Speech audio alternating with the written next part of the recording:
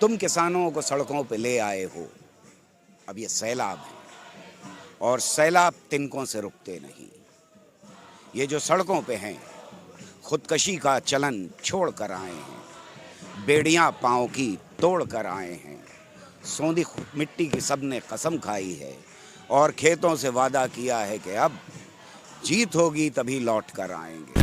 संगी गुंडा अगर आप हैं तो आप जाइए, पत्थर लेके जाइए, सर फोड़िए, आपको फुल छूट है। लेकिन अगर आप साधारण नागरिक हैं, किसानों के साथ हैं, तो आप दुश्मन है पुलिस के, आपको रोकेगी पुलिस। मैं मानती हूँ कि जो कीले वगैरह वो लगा रहे हैं, सरकार सोच रही है कि किसान आंदोलन में हम कील ठोक रहे हैं, लेकिन दरअसल वो अपने ही ताबूत में कील ठोक रहे हैं। यही सच्चाई है।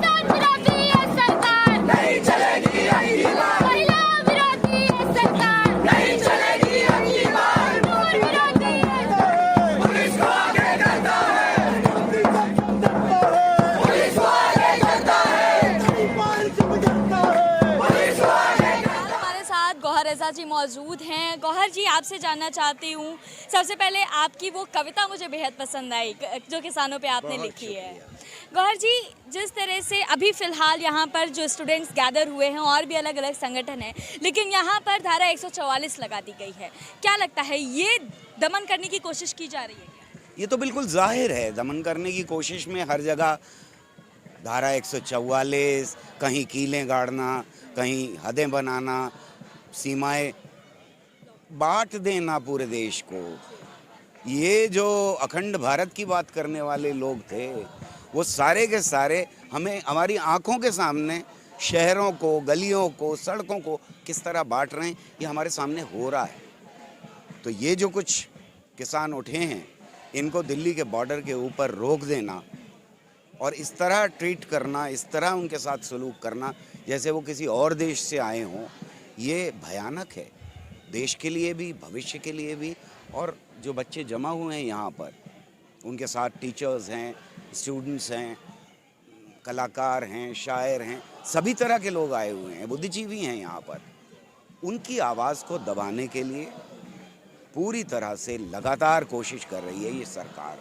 और मैं ये समझता हूँ कि दुनिया का इतिहास बताता है, जब सरकार सहम जाती, जब रूलिंग पार्टी सहम जाती है, तो फिर वो इस तरह से पुलिस वालों को जनता के सामने खड़ा कर देती है, हर एक आवाज़ को दबाने की कोशिश करती है।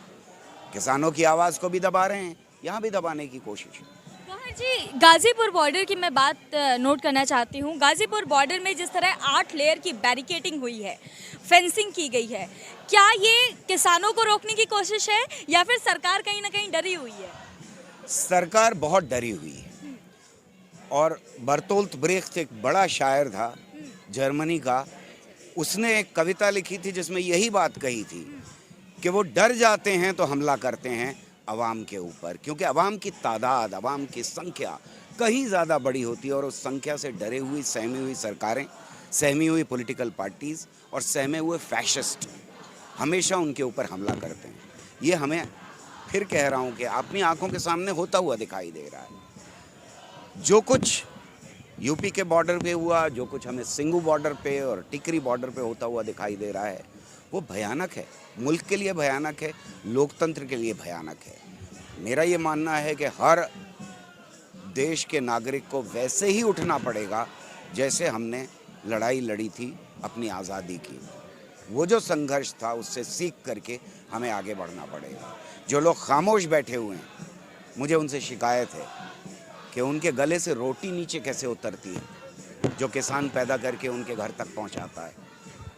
हर उस आदमी को जो रोटी दाल सब्जी खाता है, उसे आज सड़क पे किसानों की आवाज़ से आवाज़ मिलाने के लिए खड़ा होना चाहिए। गौहर जी, केवल किसानों पे नहीं बल्कि पत्रकारों पर भी बैरिकेडिंग लगाई जा रही है। पत्रकारों पर जिस तरह से यूएपीए लगाए जा रहे हैं, अभी मनदीप पुनिया को जो है वो उसके ऊपर भी कार्रवाई हुई है, तो क्या लगता है कि कहीं ना कहीं हमारा फ्रीडम ऑफ स्पीच भी खतरे में है? देखिए, मैं ये बात बार बार कहता रहा हूँ कि इनकलाब का मतलब सिर्फ मारना और मरना और कुर्बानी देना नहीं होता है। ख्यालों में इनकलाब लाना सबसे बड़ी जिम्मेदारी होती है और उसके लिए भगत सिंह पुनिया की तरह से उठते रहते हैं। वो मेरे लिए भगत सिंह है, और एक भगत सिंह को जिस दिन जेल में डाला जाता है उस दिन 10 और भगत सिंह उठते हैं। ये आवाज़ को बंद नहीं कर सकते। ये ख्यालों से डरने वाले लोग हैं। जब इन्होंने पूरा कब्ज़ा कर लिया और अपने जो मीडिया है उसके सारे लोगों को ज़मीन पर रेंगने के लिए मजबूर कर दिया, तो इस देश का नौजवान उठा और उसने कहा कि आज हम आवाज़ जनता की लोगों तक पहुंचाएंगे। और उससे सहमी हुई सरकार ने सिर्फ एक जर्नलिस्ट को नहीं, आप जैसे जने कितनों को इस वक्त बंद किया हुआ है। सिर्फ किसानों के मूवमेंट को लेकर के नहीं, पूरे यूपी के अंदर हम दुनिया में सबसे ज़्यादा मीडिया के ऊपर हमला करने वाली सरकार देख रहे हैं। आंकड़े ये बता रहे हैं कि आज हिंदुस्तान की जो पोजीशन है मीडिया को दबाने के लिए वो उससे ज़्यादा ख़राब है। और ये रिसर्च पेपर की बात कर रहा हूँ मैं, ये किसी ऐसे वैसे की बात नहीं कर रहा हूँ। वो इमरजेंसी से भी ज़्यादा बुरे हालात में आवाज़ को, फ्रीडम ऑफ एक्सप्रेशन को इन्होंने पहुँचा दिया है पिछले 6 सालों में। ये इनका कैरेक्टर है। ये अंग्रेज़ों की छोड़ी हुई औलादें हैं। ये उनका साथ देते रहे। आज ये किसानों के ख़िलाफ़ वैसे ही दमन कर रहे हैं जैसे हमने इतिहास में देखा है कि अंग्रेज़ी सरकार ने किया था। ये उन्हीं के छोड़े हुए लोग हैं। ये फ्रीडम ऑफ एक्सप्रेशन के ख़िलाफ़ हैं, ये इंसान की आज़ादी के ख़िलाफ़ हैं, ये हमारे झंडे के ख़िलाफ़ रहे हमेशा, और ये हमारे लोकतंत्र के ख़िलाफ़ हैं। और अभी आप देखेंगे कि ये लोकतंत्र के ख़िलाफ़ क्या यहाँ करने जा रहे हैं। मुझे ये यकीन है कि अभी ये दमन यहीं पर शुरू होगा एक बार फिर। किसानों के ऊपर आपने जो कविता लिखी थी उसकी कुछ पंक्तियाँ हमें सुना। उसकी कुछ पंक्तियाँ आपके लिए सुना देता हूँ। तुम किसानों को सड़कों पे ले आए हो, अब ये सैलाब है और सैलाब तिनकों से रुकते नहीं। ये जो सड़कों पे हैं खुदकशी का चलन छोड़ कर आए हैं, बेड़ियाँ पाँव की तोड़ कर आए हैं। सौंधी मिट्टी की सबने कसम खाई है और खेतों से वादा किया है कि अब जीत होगी तभी लौट कर आएंगे। अब जो आ ही गए हैं तो ये भी सुनो, झूठे वादों से ये टलने वाले नहीं। तुमसे पहले भी जाबिर बहुत आए हैं, तुमसे पहले भी शातिर बहुत आए हैं, तुमसे पहले भी ताजिर बहुत आए हैं, तुमसे पहले भी रहज़न बहुत आए हैं। जिनकी कोशिश रही सारे खेतों का कुंदन बिना दाम के अपने आकाओं के नाम गिरवी रखें, उनके किस्मत में भी हार ही हार थी और तुम्हारा मुकद्दर भी बस हार है। बहुत बहुत शुक्रिया गौहर जी। हमारे साथ कविता कृष्णन जी हैं। कविता जी, आज जिस तरह यहाँ छात्र एक बार फिर संगठित हो गए हैं, दूसरी तरफ फोर्स लगी हुई है, क्या कहिएगा? देखिए, ये सरकार पूरे दुनिया को दिखा रही है कि वो किसानों को अपना दुश्मन बनाई हुई है, किसानों के खिलाफ युद्ध छेड़ रही है, वहाँ पे पूरा किले लगा रही है और ट्रेंचेस खोद रही है वगैरह। यहाँ पर ये दिखा रही है कि आम नागरिक जो है वो एक शांतिपूर्ण प्रदर्शन भी नहीं कर सकती। तो पूरी दुनिया को आप दिखा रहे हैं कि भारत के लोकतंत्र को कैसे मोदी सरकार खा जाने के, ख़त्म करने के मूड में है। ये चीज़ ये दिखा रहे हैं। तो ठीक है, मैंने सारी दुनिया देख रही है इसी चीज़ को, इस सच्चाई को, जो कि एक सच्चाई है। तो हम तो अपने प्रदर्शन को कर रहे हैं, हम अपने प्रदर्शन के साथ खड़े हुए हैं, आज भी इसको कर रहे हैं। कविता जी, केवल किसानों पर ही रोक नहीं लगाई जा रही है, पत्रकारों का भी जिस तरह से दमन किया जा रहा है, उन्हें गिरफ्तार किया जा रहा है, क्या लगता है क्या ये एक डर बनाने की कोशिश है? सच्चाई पर सवाल पूछने से रोकने की कोशिश है। ठीक है, वो सरकार चाहती है कि कोई विरोध का स्वर जो है आधा भी ना बचे और साधारण सवाल कोई ना पूछे।